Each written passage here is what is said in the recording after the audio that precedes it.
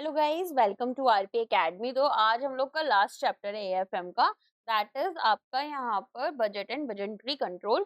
तो अगर इस चैप्टर के बारे में बात करें तो of course it is a very important chapter और बहुत आसान सा चैप्टर है, ज़्यादा डिफिकल्ट नहीं है। कुछ यहाँ पर टर्म्स हैं जो कि आपको समझने होंगे और वो एग्जाम में भी पूछ लिए जाते हैं और थोड़े कंफ्यूजिंग होते हैं, वो मैं बता दूंगी आपको। रेस्ट ऑफ द सब्जेक्ट आपको अगर बोले तो यहाँ पर चैप्टर काफी इजी रहता है। अच्छा, अब इस चैप्टर को समझने के लिए हमें समझना होगा कि बजटिंग क्या होती है। तो यहाँ पर आप देखते हैं हर साल गवर्नमेंट की ना बजट्स आते हैं, एंड सिमिलरली जब आप लोग का यहाँ पर ईयर शुरू हो रहा होता है तो उसके अराउंड आप देखते हैं कि हमारे पास में नए नए टारगेट्स दिए जाते हैं बैंक में। अब वो जो टारगेट्स दिए जा रहे हैं बैंक में, वो जो बजट्स यहाँ पर बनाए जाते हैं, वही हमारा यहाँ पर आज हम पढ़ने वाले हैं कि किस तरीके से वो बजट्स बनते हैं और किस किस तरह के अलग अलग बजट्स हमें देखने के लिए यूजुअली मिलते हैं। अब बात करें अगर बजट की, तो बजट में हम क्या देखते हैं? हम देखते हैं कि हमारे ना खर्चे कहाँ-कहाँ होने वाले हैं, ठीक है? फिर हम और क्या देखेंगे? हम देखेंगे कि हमें इनकम कहाँ से मिलने वाली है। तो हमारे लिए दोनों ही पार्ट इम्पोर्टेंट है कि भाई मेरे खर्चे कहाँ से हो रहे हैं और मेरी इनकम कहाँ से हो रही है। अब अगर खर्चे की बात करें तो यहाँ पर हमें कैसे पता चलेगा कि इस बार कितना खर्चा होगा? तो हम देखेंगे कि लास्ट कुछ ईयर्स में हमारे पास कितना खर्चा हुआ था। तो बेसिकली मैं ऐसा बोल सकती हूँ कि हम हिस्टोरिकल डेटा यूज कर रहे हैं, पास्ट डेटा यूज कर रहे हैं। तो सेम चीज हमारी यहाँ पर भी लगेगी। तो हर एक ऑर्गेनाइजेशन यहाँ पर कुछ ऑब्जेक्टिव्स के साथ काम कर रही है और ये चाहती है कि भाई मैं अपने फाइनेंशियल ऑब्जेक्टिव्स को अचीव करूं, और इन्हें अचीव करने के लिए यहाँ पर कुछ क्वांटिटेटिव ऑब्जेक्टिव्स भी रहेंगे जो मुझे मीट करने हैं। तो जैसे यहाँ पर कोई ऑर्गेनाइजेशन है, वो क्या चाहेगी कि एक सर्टेन लेवल ऑफ प्रॉफिट इनको मिले, और इसी के लिए यहाँ पर एक पर्टिकुलर लेवल ऑफ आउटपुट की जरूरत होगी। अगर मुझे प्रॉफिट कमाना है तो मैं क्या कोशिश करूंगी कि मैं यहाँ पर कोई सामान बेचूं, जितना ज्यादा मेरी सेल्स बढ़ेगी उतना ही प्रॉफिट बढ़ेगा, है ना। तो इसीलिए यहाँ पर हमें कोशिश करनी होती है कि प्रोडक्शन भी हमारे पास फिर उतना हो या इन्वेंट्री हमारे पास इतनी हो। तो बजट एक यहाँ पर बेसिस बन जाता है मैनेजमेंट के लिए कि पीरियोडिकली आप अपने ऑपरेशंस को रिव्यू करो। कैसे करोगे?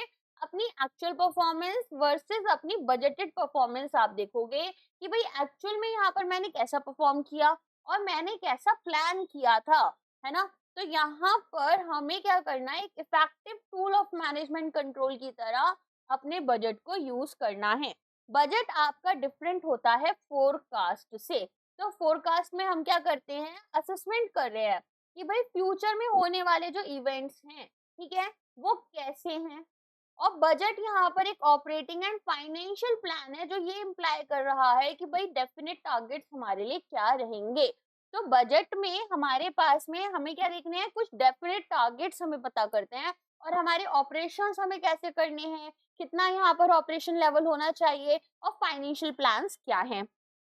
Concept of budget and budgeting की बात करते हैं तो अलग अलग वेरियस डेफिनेशंस हैं, जिसके अकॉर्डिंग यहाँ पर हमारे पास पूरा का पूरा एक बजट का फीचर्स पता चलता है कि बजट क्या है। एक फाइनेंशियल प्लान है ना, पैसे की बात हो रही है यहाँ पर, और ये हमें एक एस्टिमेट की तरह यहाँ पर सर्व कर रहा है कि इतना मेरा एस्टिमेट है कि इतना खर्चा हो जाएगा।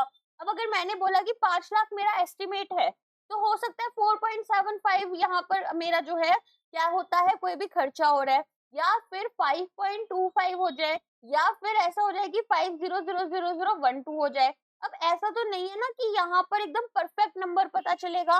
परफेक्ट नंबर नहीं है, सिर्फ एक एस्टिमेट है, और अकॉर्डिंगली हम कंट्रोल करने की कोशिश करते हैं। फ्यूचर में कितनी कॉस्ट लग जाएगी ये पता चल जाएगा।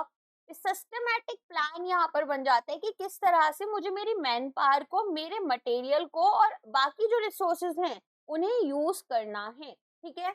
अब मैं आपको यहाँ पर एक पेन, एक पेपर और एक एग्जाम की डेट दे दूं और आपसे बोलूं कि पढ़ाई कर लो, लेकिन अब यहाँ पर आप मुझसे बोलेंगे कि हमें एक फोन भी चाहिए या फिर हमें बुक चाहिए जिससे कि हम पढ़े। मैंने वो बुक भी ला कर दे दी, लेकिन अब अगर आपने अपने लिए कोई प्लान नहीं बनाया तो आज हो सकता है आप एक साथ 3 यूनिट्स पढ़ लो और कल एक भी यूनिट नहीं पढ़ो। ऐसा क्यों होगा? क्योंकि कोई प्रॉपर प्लान नहीं है, कोई प्रॉपर टारगेट्स नहीं है। तो इसीलिए ना यहाँ पर हमें प्लानिंग जो है वो गाइड करती है, ठीक है। तो ये जो प्लान है हमारा बजट, ये हमें मनी टर्म्स में या फिर फिजिकल यूनिट्स में गाइड कर रहा है। अब आगे देखते हैं, तो यहाँ पर आप क्या देखेंगे, यहाँ आप देखेंगे कि भाई हमारे पास में इसको हम पहले से प्रिपेयर कर रहे हैं और यहाँ पर हमारा जो बजट पीरियड है उसको लेकर चलेंगे। उसमें इनकम, एक्सपेंसेस और एम्प्लॉयड कैपिटल, कैपिटल एम्प्लॉयड हमने पढ़ा था ना कि शेयर होल्डर्स ने कितना फंड लगा रखा है, हमने कितना बाहर से लोन ले रखा है लॉन्ग टर्म। तो यहाँ पर हम सारी ही चीजों को देखकर चलेंगे कि भाई हमें यहाँ पर एग्जैक्टली कितना अमाउंट की जरूरत होगी। तो ये पूरा का पूरा एक प्रोसेस है जिसमें कि हम अपने डिजाइनिंग करेंगे, इम्प्लीमेंटेशन करेंगे और ऑपरेटिंग बजट रखेंगे। इसको सबको क्या बोलते हैं? बजटिंग बोलते हैं। अब कितने तरह के हमारे पास बजट्स हैं? अगर स्कोप या फिर फंक्शन के अकॉर्डिंग लें तो sales budget, production budget, overheads budget, cash budget, production cost, capital expenditure budget, ये इतने तरह के हमारे स्कोप या फंक्शन से हैं। अभी ना एग्जाम में एक बार क्वेश्चन आया था कि इनमें से कौन सा आपका फंक्शनल बजट नहीं है। तो अगर फंक्शनल बजट की बात करें तो वो डिफरेंट हो जाएंगे। अब फंक्शनल बजट कैसे देखोगे? हमें कितनी सेल्स करनी है, हमारा फंक्शन हो गया। प्रोडक्शन हमारा फंक्शन है, ओवरहेड्स हमारे लिए फंक्शंस में आ जाएगा। कैश जो हमें रिसीव हो रहा है या हमारे पास से जा रहा है, प्रोडक्शन में लगने वाली कॉस्ट भी हमारे लिए यहाँ पर एक फंक्शनल बजट बन जाएगा। कैपिटल एक्सपेंडिचर जो लॉन्ग टर्म के लिए हम यहाँ पर इन्वेस्टमेंट्स कर रहे हैं हमारी प्रॉपर्टी, प्लांट, इक्विपमेंट में। नेक्स्ट आता है बाय कैपेसिटी और एफिशिएंसी। तो यहाँ पर एक फिक्स्ड और एक फ्लेक्सिबल बजट रहेगा। ठीक है, इनकी डेफिनेशन आगे पढ़ेंगे, बट जैसे इसका नाम है कि यहाँ पर मैंने एक अपना टारगेट बना लिया, अब इस टारगेट को यहाँ पर जो मैंने प्लान बनाया इसमें जरा भी चेंजेस नहीं करूंगी तो फिक्स्ड हो गया। फ्लेक्सिबल है कि यहाँ पर कुछ चेंजेस मैं करती रहूंगी जैसा भी समय चल रहा है उसके हिसाब से। बाय कंडीशंस तो एक बेसिक बजट होता है, एक करेंट बजट होता है। बेसिक बजट जो यहाँ पर आपका बहुत लॉन्ग टर्म से आप यूज कर रहे हैं, जैसे आपके बेसिक स्टैंडर्ड्स थे। और करेंट बजट है जो करेंट सिचुएशंस के हिसाब से चल रहा है, शॉर्ट टर्म टाइप्स का। फिर बाय पीरियड आपके पास लॉन्ग टर्म जो आपने आज से 10 साल तक के लिए बना लिया या 5 साल के लिए बना लिया, शॉर्ट टर्म जो इसी साल के लिए है। तो प्रिपरेशन और मॉनिटरिंग कैसे करनी है हमें हमारे बजट्स की। तो फंक्शनल बजट्स की बात कर लेते हैं। तो यहाँ पर हमारी इंडिविजुअल एक्टिविटीज के लिए हमने इन बजट्स को बनाया है और इन सबको कंसोलिडेट कर कर एक मास्टर बजट बन जाएगा, एक फाइनल बजट बन जाएगा। मास्टर बजट भी इंपॉर्टेंट है, एग्जाम में आता है। ठीक है, आता है इसमें 0.5 मार्क्स में ही है ज्यादातर, या फिर आपके पास 2 मार्क्स में अगर क्वेश्चन आया तो मैच द फॉलोइंग टाइप्स आ जाएगा। सेल्स बजट, सेल्स बजट क्या है? एक की बजट है जहां पर हम एस्टिमेट करेंगे टोटल सेल्स मुझे कितनी होने वाली है। तो यहाँ पर मैं यूनिट्स में भी ले सकती हूँ कि भाई टोटल यूनिट्स मेरी कितनी सेल होने वाली है, या फिर मॉनेटरी टर्म्स में ले लेंगे कि कितनी यहाँ पर सेल्स होगी।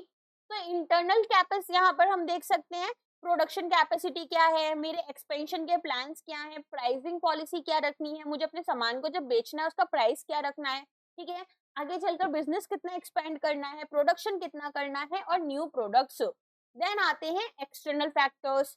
तो यहाँ पर आएगा आपका कंपटीशन। ठीक है, कि भाई बाहर के जो और दूसरी इंडस्ट्रीज हैं और जो यहाँ पर कंपनीज हैं वो मुझे कितना कंपटीशन दे रही हैं, इकोनॉमी कैसा यहाँ पर परफॉर्म कर रही है, कंज्यूमर के प्रेफरेंसेस क्या हैं और गवर्नमेंट पॉलिसीज क्या हैं। ठीक है, अगर बात करें बैलेंसियागा के एक बैग की, ओके, तो यहाँ पर अब आप भी जानते हैं हर कोई उसे अफोर्ड नहीं कर सकता। ठीक है, यहाँ पर अगर हम बात करें अपनी कंट्री की तो 1 से 2% लोग होंगे जो उस बैग को अफोर्ड कर सकते हैं और उसे परचेज करना चाहेंगे। ठीक है, तो यहाँ पर अकॉर्डिंगली तो हम इसको सेल करेंगे, ऐसा तो नहीं है ना उसे फिर लोकल मार्केट में लाकर रख देंगे। तो यहाँ पर कंज्यूमर प्रेफरेंसेस के अकॉर्डिंग भी हम देखेंगे। अब जब 1% पॉपुलेशन ही खरीदेगी तो प्रोडक्शन भी तो उतना ही करेंगे। नेक्स्ट आते हैं प्रोडक्शन बजट। तो यहाँ पर प्रोडक्शन क्वांटिटीज जो हैं वो हमें एस्टिमेट करनी है अलग अलग प्रोडक्ट्स की, कि भाई हमें यहाँ पर एक पर्टिकुलर प्रोडक्ट हमारा कितना सेल होगा उसी के हिसाब से प्रोडक्शन करना है, या हमारी इन्वेंट्री कितनी है। मान लो जूसेस बनाए मैंने, मेरे पास में यहाँ पर कोल्ड स्टोरेज का बजट था केवल और केवल 500 रुपीज। मैंने जो जूसेस बनाकर यहाँ पर तैयार कर दिए वो कर दिए कोल्ड स्टोरेज के बजट के हिसाब से 700 रुपीज के। तो वो जो 200 रुपीज है या तो मुझे अफोर्ड करने पड़ेंगे या एक्स्ट्रा कॉस्ट लगेगी। तो यहाँ पर हमें सेल्स बजट से ही देखना होता है कि प्रोडक्शन बजट हमारा क्या रहेगा। अब प्रोडक्शन करेंगे तो प्रोडक्शन में तो हमने यूनिट्स देख ली, नंबर्स देख लिए। अगर कितना यहाँ पर हमारा प्रोडक्शन हो रहा है उतनी कॉस्ट भी तो लगेगी। तो कॉस्ट यहाँ पर हमें पता चलती है, तो मटेरियल, लेबर और ओवरहेड्स, डायरेक्ट इनडायरेक्ट दोनों। कैश बजट, कि भाई मेरे पास में कितनी यहाँ पर इनकम आएगी और कितने खर्चे रहेंगे। तो इनकम के लिए क्या होता था, इनफ्लो, है ना, बताया था ना, और एक्सपेंसेस के लिए क्या होता था आपका, आउटफ्लो। तो ये भी देखना है कि क्या मेरे पास इनफ इनफ्लो है कि मैं अपने जो एक्सपेंसेस हो रहे हैं, जो आउटफ्लो हो रहा है, वो मैनेज कर पाऊं।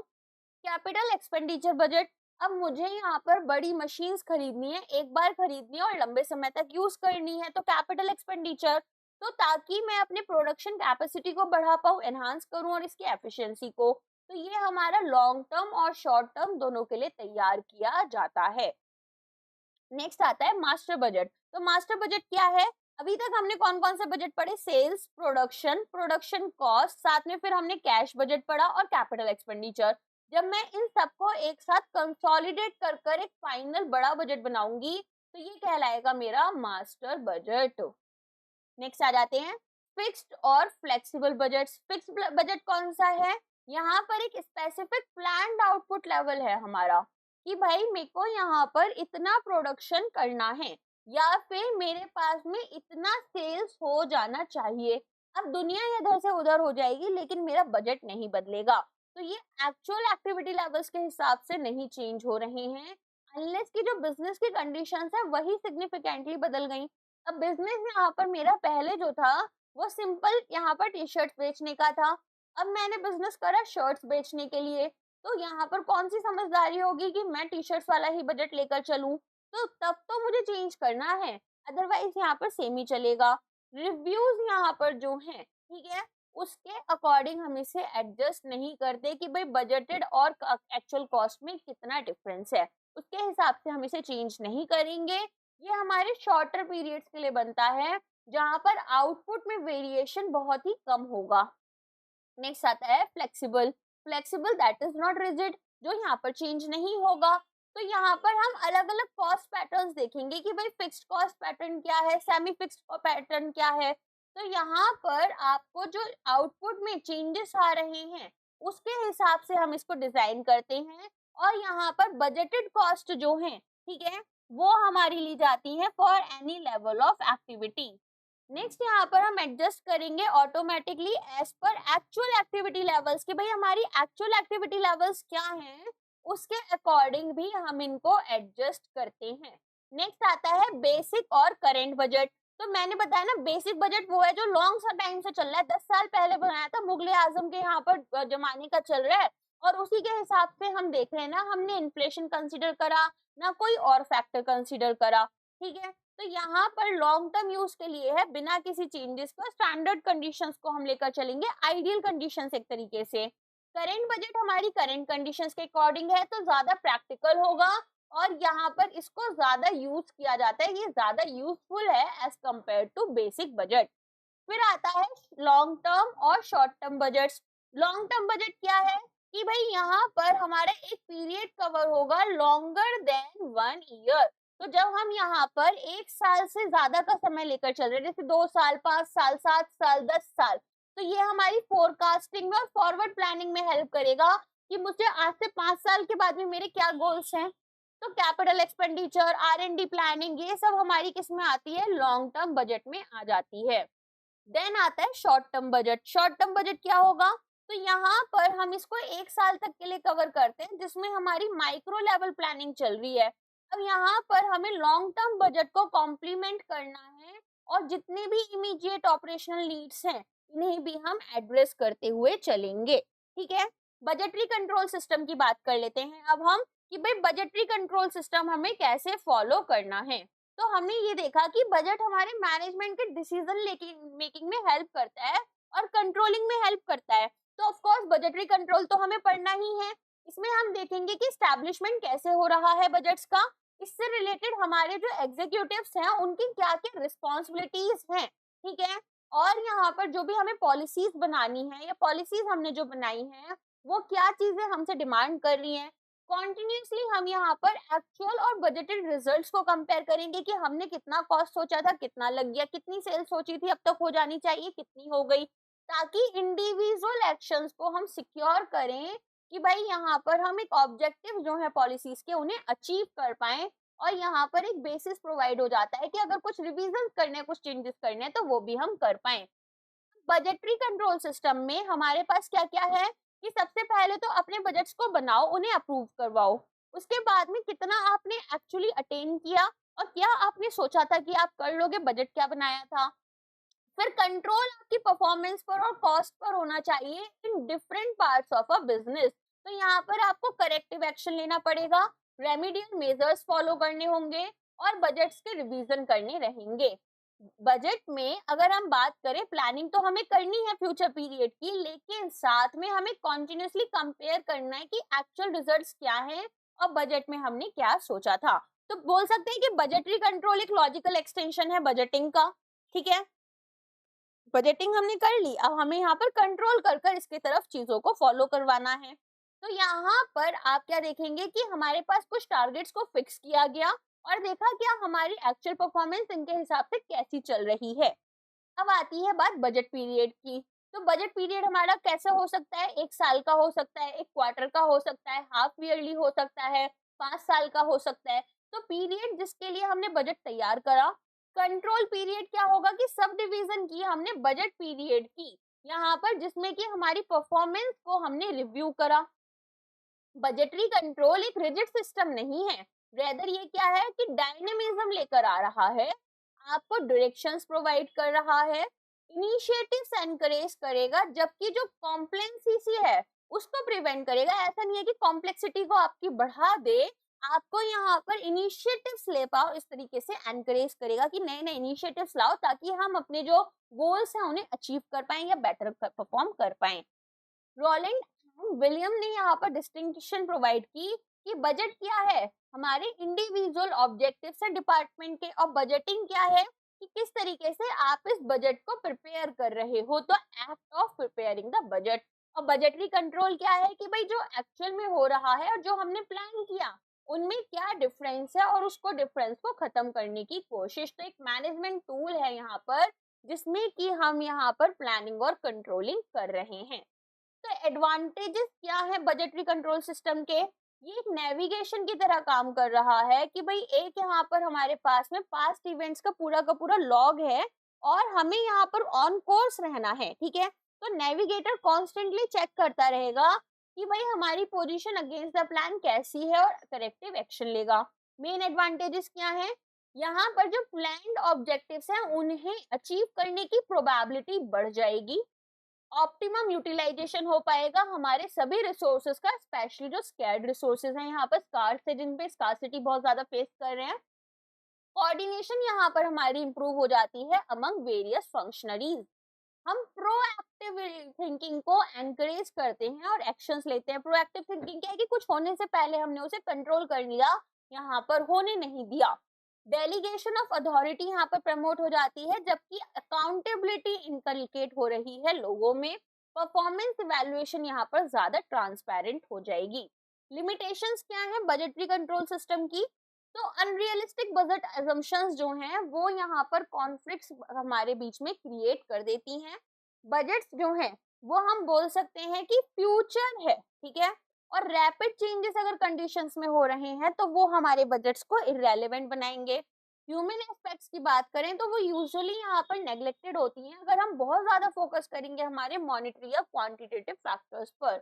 इसको हम रिस्ट्रिक्टिव यहाँ पर परसीव कर रहे हैं, हमारी जो क्रिएटिविटी है वो हैम्पर होती है और इनोवेशन भी हैम्पर होता है। ये डिसएडवांटेजेस हो गई, इन्हें याद कर लेना, 0.5 से 1 मार्क्स के क्वेश्चन में ये आपके सामने आ जाएंगी। बजटरी कंट्रोल सिस्टम का इम्प्लीमेंटेशन कैसे होगा। ठीक है, तो यहाँ पर देखो जो हमारा स्ट्रक्चर है बजटरी कंट्रोल सिस्टम का वो डिफरेंट होगा हर एक ऑर्गेनाइजेशन के लिए, क्योंकि हर एक ऑर्गेनाइजेशन यहाँ पर उसकी नेचर अलग होगी, उसका बिजनेस अलग होगा, ऑब्जेक्टिव्स अलग रहेंगे। अब देखो एक होता है ऑर्गेनाइजेशन चार्ट। अब आप लोगों को भी पता है ऑर्गेनाइजेशन चार्ट क्या होता है, जिसमें कि आप लोग अच्छे से यहाँ पर देख पाते हो कि किसका क्या रोल है और कौन किसके अंडर काम करता है। जैसे अगर मान लो आप एक ब्रांच में जॉब करते हो तो आपका जो ब्रांच मैनेजर है वो आपके ऊपर शो करेंगे, और ब्रांच मैनेजर के ऊपर चीफ मैनेजर्स या फिर यहाँ पर अलग अलग मैनेजर्स रहेंगे, स्केल 2 ऑफिसर, स्केल 3 जो भी हैं, स्केल 1 है ना। इस तरीके से यहाँ पर आपके अलग अलग ऑफिसर्स आ जाते हैं। फिर आपके चीफ मैनेजर के ऊपर यहाँ पर एजीएम, जीएम, उसके अलावा यहाँ पर डीजीएम है ना, ये सब आते रहते हैं। तो बेसिकली यहाँ पर रिस्पॉन्सिबिलिटीज हमें हमारे फंक्शनरीज की पता चल जाती हैं और डेलीगेशन ऑफ अथॉरिटी हमारी डिफाइन होती है, इंटर रिलेशनशिप्स डिफाइन होती हैं। बजट सेंटर, बजट सेंटर क्या है कि यहाँ पर जैसे एक डिपार्टमेंट हुआ, अब यहाँ पर एक डिफाइंड सेक्शन है जिसके कुछ फंक्शंस है, जैसे प्रोडक्शन डिपार्टमेंट हो गया तो प्रोडक्शन बजट बना इनके लिए, फिर इनकी एक्चुअल परफॉर्मेंस देखेंगे और जो बजट में हमने देखा था वो देखेंगे। देन आता है डॉक्यूमेंट्स जहां पर हमारे इंस्ट्रक्शंस होते हैं। अब देखो बजट मैनुअल ना बहुत इंपॉर्टेंट है, ये एग्जाम में आती है। तो बजट मैनुअल होती क्या है, यहाँ पर ना इंस्ट्रक्शंस होते हैं, गाइडलाइंस होती हैं कि किस तरीके से बजट को प्रिपेयर करना है और यूज करना है। ठीक है, प्रिपरेशन की भी बात होती है और यूज की भी बात होती है, दोनों होती हैं। तो फॉर्म्स, रिकॉर्ड्स, रिस्पॉन्सिबिलिटीज की किस क्या होनी चाहिए, प्रोसीजर्स क्या रहेंगे और टाइम शेड्यूल्स। नेक्स्ट आता है बजट कमिटी। तो यहाँ पर रिप्रेजेंटेटिव्स आते हैं अलग अलग डिपार्टमेंट्स के, कोऑर्डिनेट करेंगे और फाइनलाइज करते हैं रियलिस्टिक बजट्स, जैसे कि sales and production alignment. Budget controller की बात करें तो एक सेक्रेटरी की तरह काम करेगा ये बजट कमेटी के लिए। कोऑर्डिनेट करेंगे और कंपाइल करेंगे इंफॉर्मेशन को, इंपॉर्टेंट इंफॉर्मेशन को। यहाँ पर इंस्ट्रक्शंस इशू नहीं किए जाते हैं, लेकिन यहाँ पर डेटा इंटीग्रेशन को इंश्योर किया जाता है। फिर आती है बात बजट रिपोर्ट्स की। तो एक्चुअल वर्सेस बजटेड परफॉर्मेंस हम कंपेयर करते हैं, पीरियोडिकली सबमिट करेंगे, मंथली, क्वार्टरली, यहाँ पर हमारी जो बजट रिपोर्ट्स बन जाएंगी। फिर यहाँ पर इनको प्रेजेंट करेंगे प्री डिसाइडेड फॉर्मेट्स में, जहां पर हम देखेंगे कि वेरिएंस पॉजिटिव है या फिर नेगेटिव। वेरिएंस पॉजिटिव मतलब फेवरेबल है, हम जैसा चाहते थे वैसा है, या फिर अलग है। नेक्स्ट आता है बहुत ज्यादा इंपॉर्टेंट आपके लिए, zero base budgeting. Zero base budgeting क्या है, ये ना भूल जाओ कि यहाँ पर तुम्हारे पास कोई भी हिस्टोरिकल डेटा है।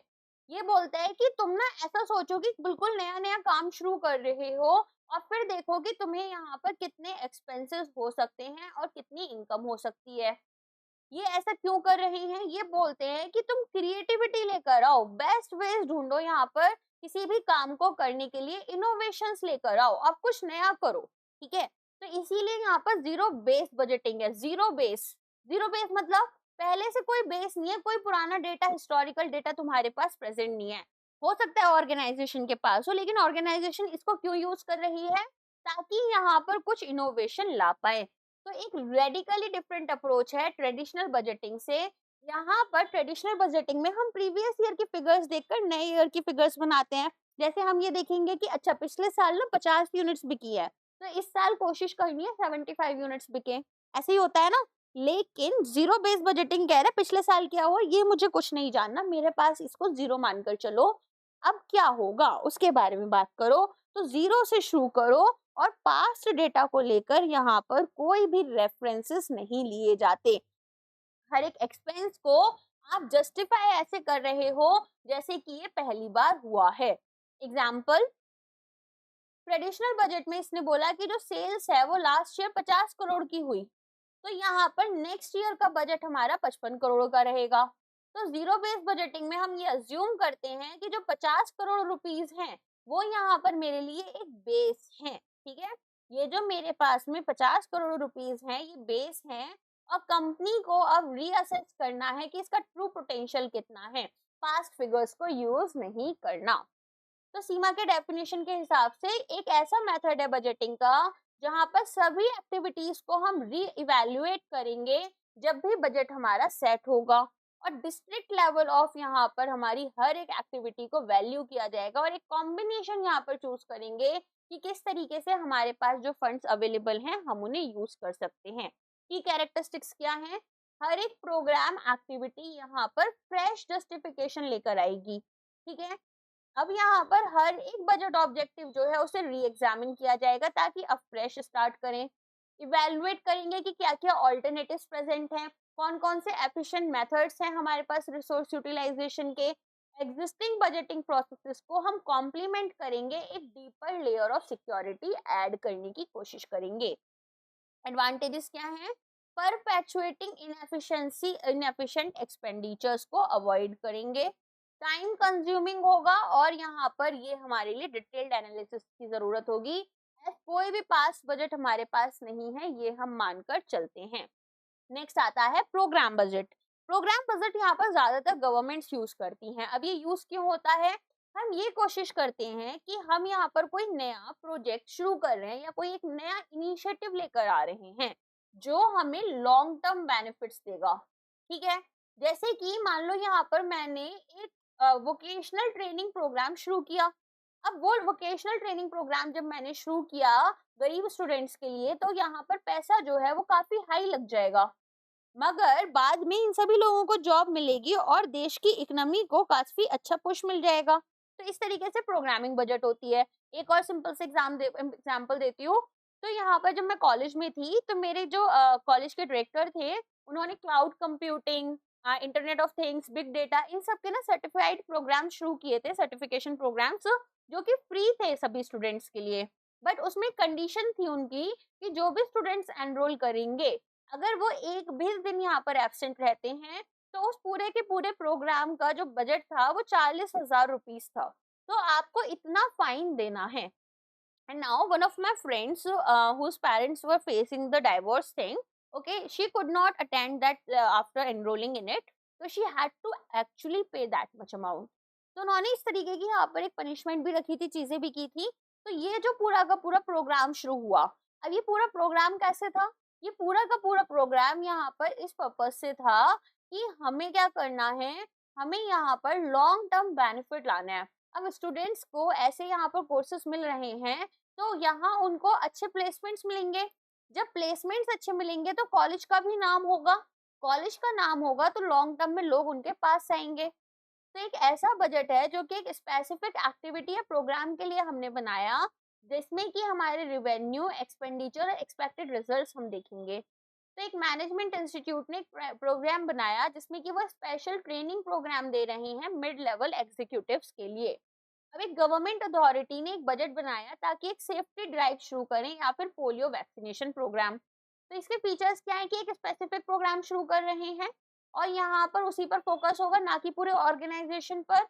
क्लियरली यहाँ पर कॉस्ट को आइडेंटिफाई किया जाएगा, एक्टिविटीज को और एक्सपेक्टेड आउटकम्स को, और डिटेल्ड इंसाइट दी जाएगी कि क्या होगा, किस कॉस्ट पर होगा और क्या रिजल्ट्स रहेंगे। नेक्स्ट आता है परफॉर्मेंस बजटिंग। तो यहाँ पर हम देखेंगे, एनालाइज करेंगे, आइडेंटिफाई, सिंप्लीफाई और क्रिस्टलाइज करेंगे स्पेसिफिक परफॉर्मेंस ऑब्जेक्टिव्स। तो ये हमारे अचीव होते हैं over a period in the framework of organisational activities objectives. तो यहाँ पर हम हर एक यूनिट की परफॉर्मेंस देखेंगे और इसको ओवरऑल बिजनेस ऑब्जेक्टिव के साथ अलाइन करेंगे। हमारे इनपुट रिसोर्सेज और आउटपुट सर्विसेज हम दोनों को ही रिफ्लेक्ट करेंगे। गवर्नमेंट एजेंसीज में हम इसको यूज करेंगे ताकि जो फंड्स हैं वो अलोकेटेड रहे विद आउटकम्स अचीव्ड। जो हमने यहाँ पर फंड्स यूज करे हैं वो हमारे एकदम ही प्रोपोर्शनली हम इनको यहाँ पर हमारे जो आउटकम्स हैं उससे बेसिकली लिंक कर पाएंगे। स्ट्रेस हमारा किस चीज पर रहेगा, किस चीज पर फोकस रहेगा कि हम स्पेसिफिक गोल्स को अचीव करें डिफाइंड पीरियड में। और यहाँ पर पीरियोडिक परफॉर्मेंस रिपोर्ट्स भी इन्वॉल्व होती हैं कि भाई बजट यहाँ पर आपका क्या था और एक्चुअल्स में क्या हुआ। तो यहाँ पर हम किस पर काम कर रहे हैं कि हमारे पास जो काम हमारा हो रहा है, गुड्स अगर प्रोड्यूस हो रही है या सर्विस हमने रेंडर की है, रेदर देन की प्रॉफिट्स जनरेट हो रहे हैं। तो यहाँ पर अकाउंटेबिलिटी और एफिशिएंसी आपको देखने के लिए मिलेगी। लिमिटेशंस, सेग्रीगेट करेंगे प्रोग्राम्स को और एक्टिविटीज को क्लियरली। यहाँ पर स्टैंडर्ड इवैल्यूएशन मेथड्स का लैक आपको देखने के लिए मिलेगा, क्योंकि यहाँ पर अभी एक नया नया हमारे पास परफॉर्मेंस इवैल्यूएशन हो रही है, पीरियोडिकली कर रहे हैं, तो कोई स्टैंडर्ड इवैल्यूएशन मेथड हमारे पास नहीं है। नेक्स्ट आ जाते हैं, रिजल्ट जो हैं वो माइट बी मेजरेबल ना रहे आपके क्वांटिटेटिव टर्म्स में। कोई कंपैरिजन स्नैपशॉट है जहां पर आप तीनों ही प्रोग्राम्स को इजीली देख पाओगे और कंपेयर कर सकते हो। जैसे प्रोग्रामिंग आपके लिए प्रोग्राम के लिए है, परफॉर्मेंस मेजर करेगी। जीरो बेस्ड बजटिंग के भी जीरो बेस लेकर चल रहे हैं, स्टार्ट कर रहे हैं जीरो से। ये एक्टिविटी बेस्ड है, ये इनपुट आउटपुट का लिंकेज है। यहाँ पर आप कॉस्ट कंट्रोलिंग की कोशिश करते हो, यहाँ पर आप प्रोजेक्ट जो भी है उसके लिए प्रोजेक्ट अपना बजट बनाओगे और यहाँ पर गवर्नमेंट एंड पब्लिक सेक्टर के अकॉर्डिंग जाओगे। नेक्स्ट आ जाते हैं। नेक्स्ट अगर बात करें, यहाँ पर बजट जो है वो एक प्लान है जो कि एक्सप्रेस हो रहा है, ठीक है। तो यहाँ पर हम क्या कर रहे हैं कि किसमें एक्सप्रेस होगा आपका, मनी एंड फिजिकल यूनिट्स में, neither money terms nor physical units में, या फिर मनी टर्म्स में और फिजिकल यूनिट्स में। तो हमने सेल्स बजट का एग्जांपल ले लो तो यूनिट्स भी ली थी, है ना, और साथ में हमने क्या देखा था, मनी टर्म्स भी देखा था। है ना, कि भाई पैसे में भी देख रहे थे, प्रोडक्शन में भी, तो दोनों ही यहाँ पर आपका आ जाएगा। एक बजट प्रिपेयर हुआ है फॉर अ स्पेसिफिक एक्टिविटी, तो इसे हम क्या बुलाएंगे? Performance programme fixed flexible. क्या बजट होगा ये हमारा, जिसको हमने एक स्पेसिफिक एक्टिविटी के लिए प्रिपेयर करा? तो अगर स्पेसिफिक एक्टिविटी के लिए है तो ये हो जाएगा आपका प्रोग्राम बजट। ठीक है, चलो, बजट यहाँ पर जिसमें कि each of its constituent part needs fresh rationale as its inclusion in that last year's budget, in that year's budget। यहाँ पर आपका क्या हो रहा है, फ्रेश रैशनैलिटी ले रहे हो, तो जीरो बेस्ड बजटिंग में आएगा ये आपका, है ना। Which one of the following is are the components of a budgetary control system? Budgetary control system में क्या क्या था, बजट मैनुअल में क्या था, डॉक्यूमेंट्स थे कि भाई यहाँ पर गाइडलाइंस थी, बजट कैसे प्रिपेयर करना है, कैसे यूज करना है, बजट सेंटर की कहाँ पर हमारी कॉस्ट लग रही है जिसके लिए हम बजट बना रहे हैं, बजट कमेटी जो बजट को तैयार कर रही थी सारी चीजें लेकर, तो ऑल ऑफ द अबव हमारा आंसर रहेगा। सुपरविजन कोऑर्डिनेशन ये सारा काम बजट सेंटर, जिसमें कि हमारा बजट प्रिपेयर हुआ है, budget manual, written document, procedures और गाइडलाइंस लेकर चल रही है। एक बजट है जो कि नॉर्मली कंसीडर किया जाता है एज लॉन्ग टर्म बजट, तो यहाँ पर it covers a period of more than, कितना पीरियड ये लेकर चल रही है, शॉर्ट टर्म या फिर लॉन्ग टर्म। तो यहाँ पर अगर आपका कौन सा है, लॉन्ग टर्म है तो मोर देन अ ईयर आ जाएगा, और अगर यहाँ पर शॉर्ट टर्म है तो लेस देन अ ईयर आ जाता है। ठीक है, तो इसी के साथ में अब आपका जो एएफएम है वो कंप्लीट हो जाता है। अब कल से जो हमारी सीरीज चलेगी वो फुल टाइम चलेगी पीपीबी के लिए, एंड बहुत जल्दी सर आपके लिए Indian economics and Indian finance भी लेकर आ रहे हैं। तो Indian economics and Indian finance हम लोग एमसीक्यू सीरीज से शुरू करेंगे, पीपीबी जो है उसको हम लोग यहाँ पर क्लासेस जो है अभी डिसाइड करेंगे कि बीच में यहाँ पर एमसीक्यू सीरीज शुरू कर दें और बाद में आपकी कॉन्सेप्ट कंप्लीट कर दें, वो मैं आपको अनाउंस कर दूंगी कल, जैसा भी मेरा प्लान बनेगा। इसके अलावा गाइस एक इम्पॉर्टेंट अनाउंसमेंट है, हम आपके लिए लेकर आए हैं सेल्फ स्टडी प्लानर। देखो, अगर आप चाहते हो कि आप केवल एक ही मॉक लगाओ, तो एक मॉक तो मैंने ऑलरेडी फ्री दे रखा है, अब आप उसको सैंपल मॉक भी मान सकते हो और अपने लिए फ्री मॉक भी मान सकते हो। ठीक है, इसके अलावा अगर आप चाहते हो कि आपको पीडीएफ मिले जो क्लासेस मैंने ली हैं, और साथ में आपको रिवीजन नोट्स मिल जाएं, इसके अलावा टॉपिक वाइज एमसीक्यूज आपके पास रहे, मॉक टेस्ट आपके पास रहे, केस स्टडी और न्यूमेरिकल आपके पास रहे, वो भी बहुत हाई लेवल के, तो यहाँ पर मैंने वो सारी ही चीजें प्रोवाइड की हुई हैं, बट वो सब हमारे पेड कोर्स का हिस्सा है। तो अगर आप हमें ज्वाइन करना चाहते हो तो वो भी ज्वाइन कर सकते हो। साथ में अगर अभी तक आपने मेरा टेलीग्राम चैनल और टेलीग्राम ग्रुप नहीं ज्वाइन किया है तो वो भी कर लेना, डिस्क्रिप्शन बॉक्स में आपको लिंक मिल जाएगा। बाकी आप चाहो तो जैप के बजाय वेदिका मैम यहाँ पर सर्च कर सकते हो, वहां पर भी आपको मैं मिल जाऊंगी। ठीक है, तो यहाँ पर आप कैसे भी कर हमारे साथ में जुड़ सकते हैं। चलिए, अब हमारा एएफएम यहाँ पर कंप्लीट हो जाता है, पूरी सीरीज यहाँ पर पेड कंटेंट की है, कुछ भी फ्री में यहाँ पर अगर आप सोच रहे हो कि कुछ शॉर्ट किया होगा, स्किप किया होगा, कुछ प्रोवाइड नहीं किया होगा, तो मैंने ज्यादा ही प्रोवाइड किया है। मैकमिलन की भी बुक के सारे क्वेश्चंस आपको दिए हैं, साथ में मैंने आपको अच्छे से न्यूमेरिकल करवाए हैं, सभी तरह के एग्जाम्पल्स आपकी जो बुक में दे रखे हैं सब सॉल्व करवाए हैं, तो सारा बहुत अच्छे से डिटेल्ड वे में कराया है, डरना मत। सिर्फ अगर वीडियो से भी पढ़ना चाहोगे तो भी आपका एग्जाम तो क्लियर हो जाएगा, बट मॉक्स जरूर लगा लेना।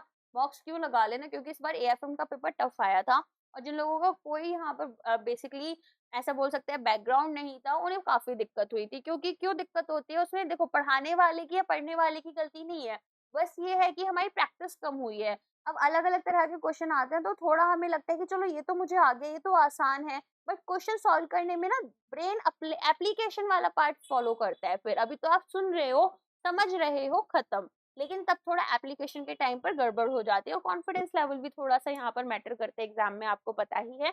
एनीवेज, इतना मेरे साथ अगर आप इस वीडियो तक आए हो तो यहाँ पर हमने साथ में पूरी सीरीज कंप्लीट की होगी, तो मैं पहले तो दिल से आप लोगों को थैंक यू बोलना चाहूंगी उसके लिए। इसके अलावा सीरीज कैसी लगी डेफिनेटली इस वीडियो के एंड में मेरे को जरूर बताना।